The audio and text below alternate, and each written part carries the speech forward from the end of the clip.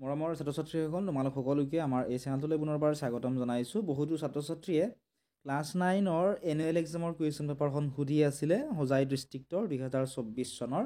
গতিকে মই তোমালোকৰ বাবে কুৱেশ্যন পেপাৰখন লৈ আহিছোঁ, তোমালোকে ভিডিঅ'টি শেষলৈকে চাই থাকা।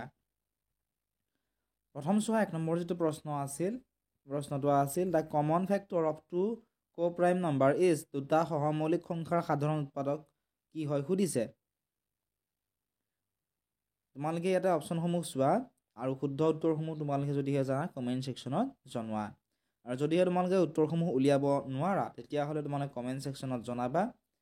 আমি নেক্সট ভিডিঅ'ত আনচাৰখিনি কৰি দিবলৈ চেষ্টা কৰিম।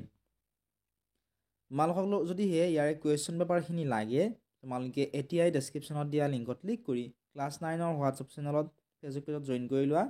তাত তোমালোকে কুৱেশ্যন পেপাৰখিনি পাবা, একেবাৰে ফ্ৰী হয়। লগতে তোমালোকক আন কোনোখন ডিষ্ট্ৰিক্টৰ কুৱেশ্যন পেপাৰৰ ভিডিঅ' লাগে কমেণ্ট ছেকশ্যনত তোমালোকে জনাবলৈ নাপাহৰিবা। তোমালোকৰ লগত যদিহে কুৱেশ্যন পেপাৰ আছে তোমালোকে এই স্ক্ৰীনত দেখা হোৱাটছআপ নাম্বাৰটোত কুৱেশ্যন পেপাৰখিনি পঠিয়াই দিবা। আমি আনচাৰখিনি কৰি তোমালোক হোৱাটছআপতে দি দিবলৈ চেষ্টা কৰিম।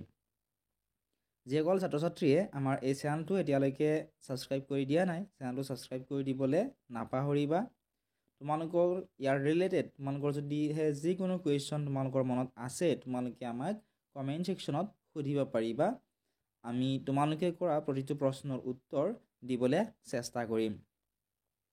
লগতে তোমালোকে জনাবাচোন যে কোনখন ডিষ্ট্ৰিক্টৰ পৰা তোমালোকে ভিডিঅ'সমূহ চাই আছা, তেতিয়াহে আমি তোমালোকক সেই ডিষ্ট্ৰিক্টখনৰ কুৱেশ্যন পেপাৰৰ উত্তৰৰ ভিডিঅ' তোমালোকক দিব পাৰিম, যাতে তোমালোকৰ পৰীক্ষাটো ভাল হয় আৰু পৰীক্ষাত তোমালোকে আভাস পোৱা এনেকুৱা ধৰণৰ কুৱেশ্যন পেপাৰ তোমালোকৰ পৰীক্ষাত আহিব।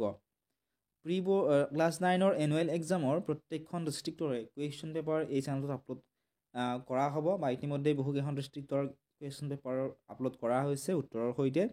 যিসকল ছাত্ৰ ছাত্ৰীয়ে এতিয়ালৈকে তোমালোকে চোৱা নাই তোমালোকে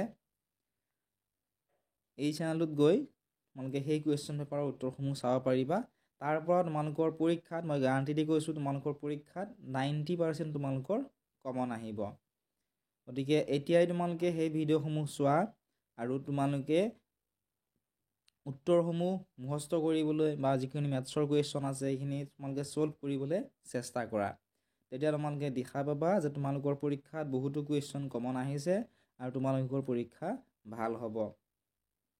গতিকে চাই যোৱা কুৱেশ্যন পেপাৰখন।